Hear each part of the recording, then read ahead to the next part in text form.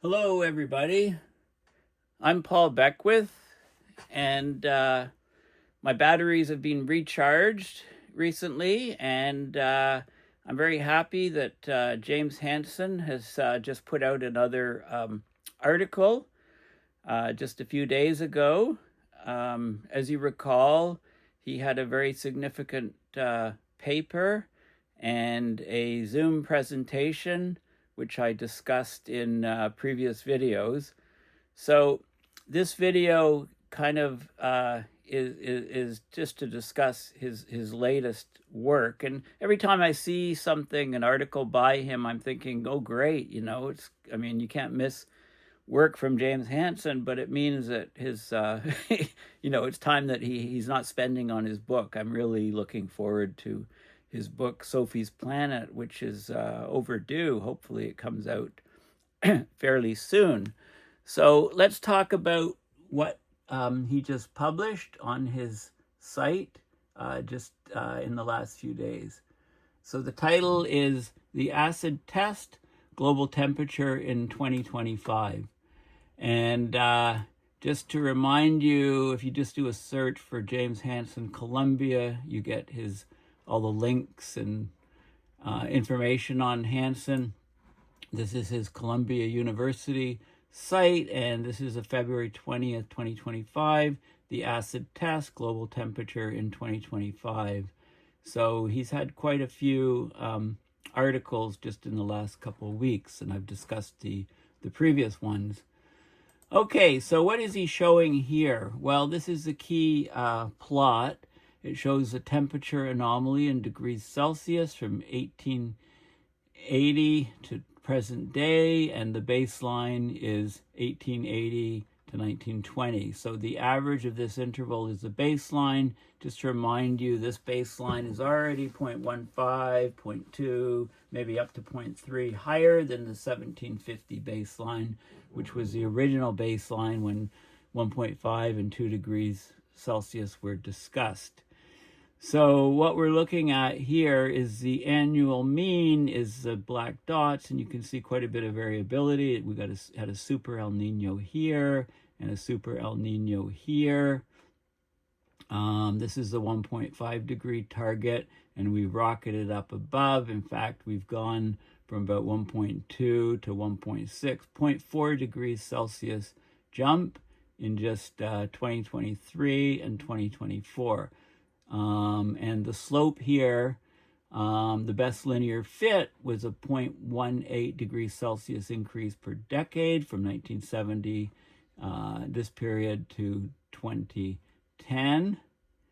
And now the curve has gone upwards, and it's accelerating at 0.36 degrees Celsius per decade, at least double the previous rate. That's since 2010. And so the acid test is, what are we going to have for global temperature in 2025? So let's have a look at that.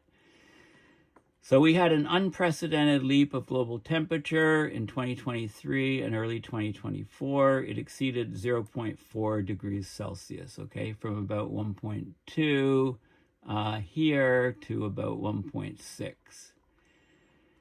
So this is a huge warming in a short period of time.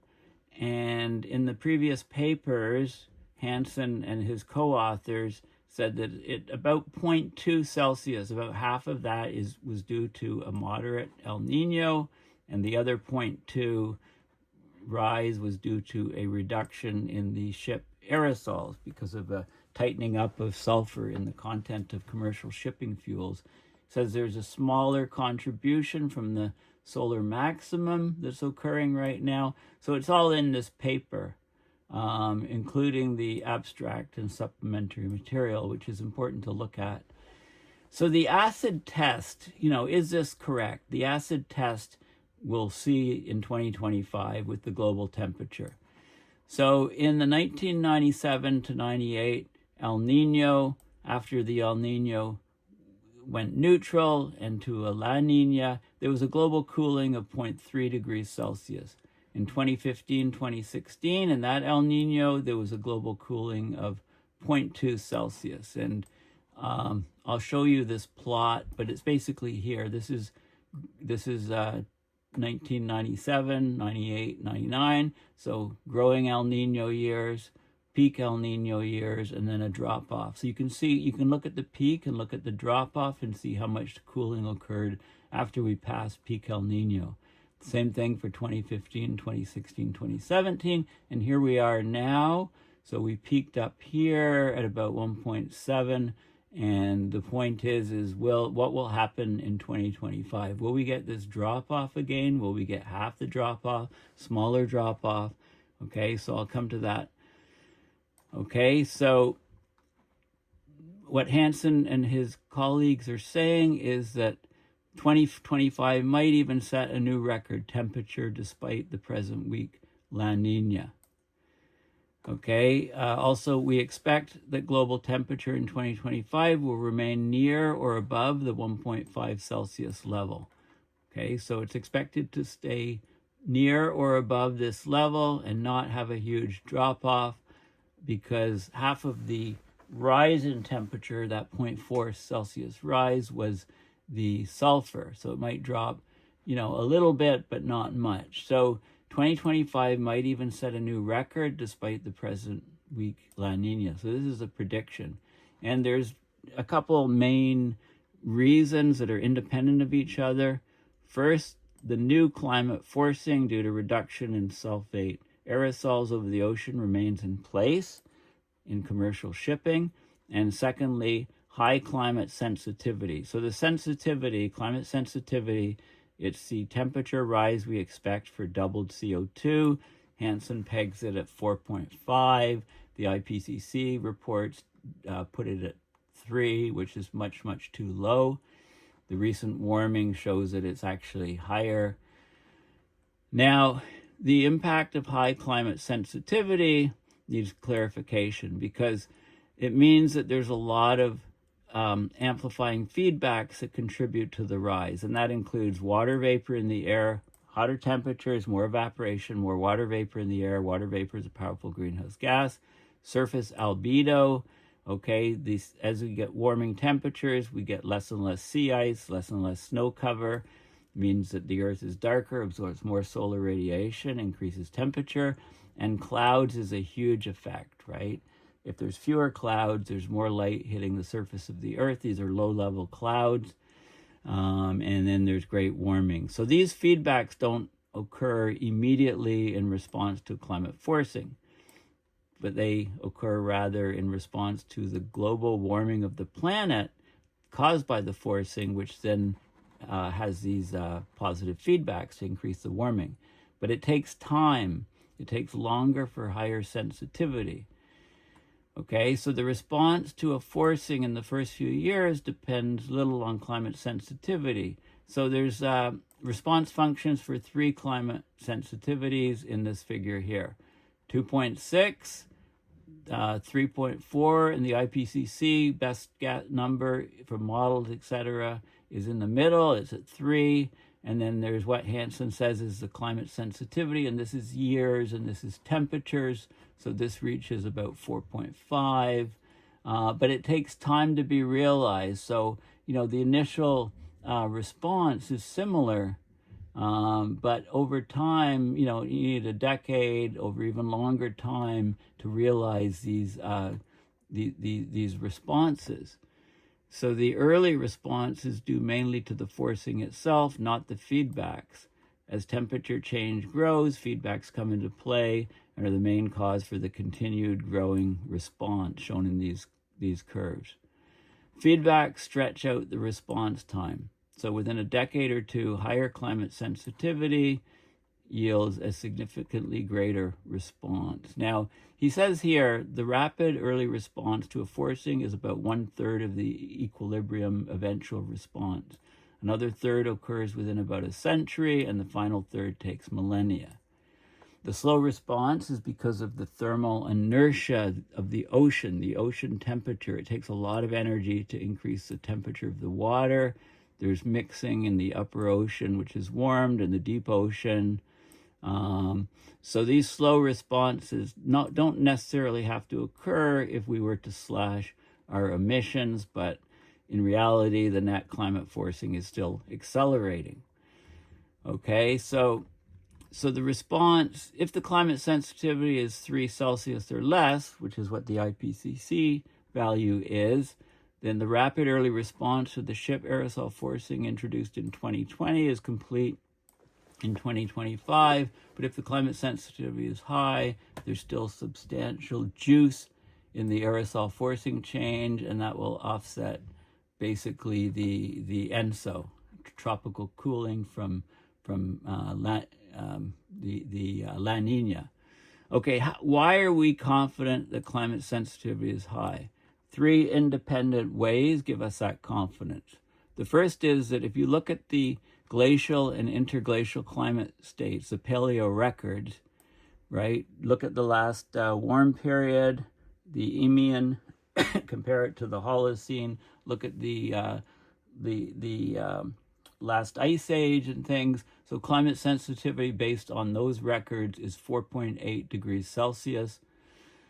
If you look at the temperatures from 1750 to 2024, then 4.5 degrees is the number. And if you look at the large darkening of the Earth, the reduced albedo between 2000 and 2024, right, followed by the doubling of the rate of warming from to 0.36 degrees Celsius per decade versus the previous 0.18, then that implies very strong cloud feedbacks, and strong cloud feedbacks imply high climate sensitivity. So this is the reduction of the Earth albedo or reflectance. The Earth is a darker place, absorbs more solar radiation. You can see the direct effect from the ships, the aerosol forcing. You can see the snow and ice feedback, right? Losing sea ice, losing snow cover at the poles, making the Earth darker. That's a smaller effect in the ship. Direct forcing, but the cloud effect is huge. It's double. This is the indirect effect, right? Less sulfur in the lower atmosphere, less cloud condensation nuclei, fewer low-level clouds, clearer skies, more solar radiation can hit the surface of the Earth, causing warming. So this is a huge effect. Okay, and this is what we see with this. With fewer clouds, we get a sea surface temperature anomaly. This is from February 17th, and Climate Reanalyzer, and you can see the warming is mostly in the higher latitudes. There's also warming in the southern oceans. The expected effect of large ship aerosol forcing, which is about a third of the darkening, and amplifying feedbacks, which is about 2/3 of the darkening, right? The forcing is mostly at 30 to 50 north latitudes, but the global feedbacks, due to clouds feedbacks and water vapor feedbacks, provide the larger flux of energy into the climate system. So sea surface temperatures will remain high globally, with numerous hotspots expected. It may look like in this figure, it says that the warming is greater in the southern hemisphere, but the zonal mean sea surface temperatures, these are the mean 12-month sea surface temperatures. This is just from one day. If you look at the mean, you can see most of the warming is in the northern hemisphere between 30 and 50, and it's really, really upticked in the last couple of years. Even here, this component here is mostly due to the weak El Nino, causing 0.2 of the 0.4 warming, and this is from the ship aerosol reductions. Okay, so I've shown this plot in my previous videos, and this is the El Nino effect, which you can see again. So this is the global surface temperature relative to 1880 to 1920 for growing El Nino years when it's peaked, and in fading years. So you can see the drop previously. When there was strong El Ninos, there was a subsequent drop, but Hansen's saying he's expecting we'll stay above 1.5 here. So we'll see. This is really an acid test of what is happening.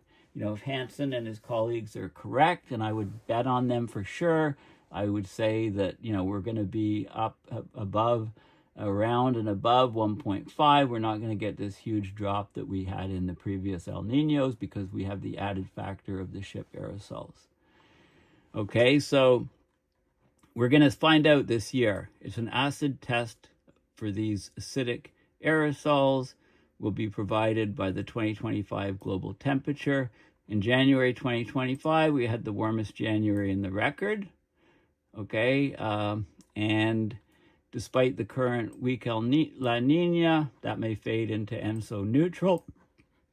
February so far is much colder than 2024, so we'll see by the end of this year. Hansen and his people expect the ship aerosol forcing and high climate sensitivity will give sufficient push to offset the effect of the ENSO cycle, and so they expect 2025 to be in competition with 2024 for the warmest year. They won't be surprised if 2025 sets a new record high.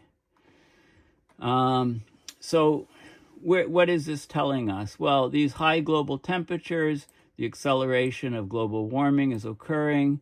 There's growing impacts on society and ecosystems, mostly via extreme weather events, climate extremes, weather extremes. The main concern is the danger of passing the point of no return. This is where the warming induces the shutdown of the Atlantic Meridional Overturning Circulation, the AMOC. That'll lock in sea level rise of several meters because, as I pointed out, and Hansen pointed out in his previous paper, an AMOC shutdown, sure, it would cool the Arctic somewhat, and you'd have less melt from Greenland, but the tropics and the southern hemisphere would get super warm.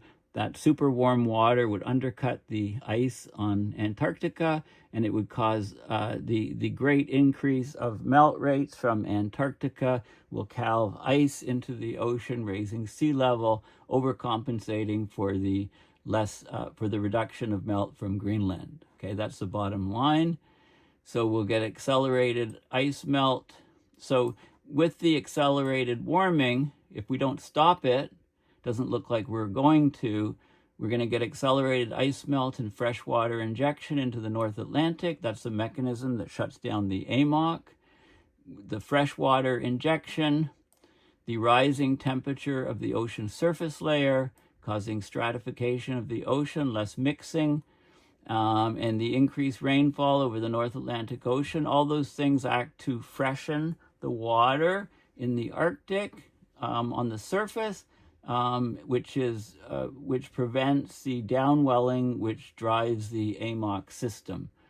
So all of these elements are predicted to drive the AMOC shutdown within a few decades, 2 to 3 decades.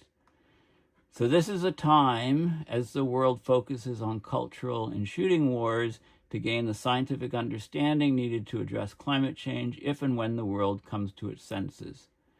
We need crucial Earth observations, precise measurements of Earth's radiation budget, the expansion of the Argo autonomous float measurements under sea ice and ice shells. Okay, so that is vital that we have that. So once again, Hansen hits the ball out of the ballpark.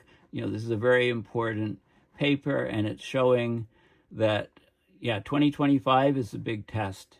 We're going to know over the next 10 months or so whether this stuff is all validated or not, and I would bet heavily that Hansen and his people are correct once again. Well, thank you for listening. Please consider going to my website, paulbeckwith.net, and donating to my PayPal to support my research and videos. And thanks again, and bye for now.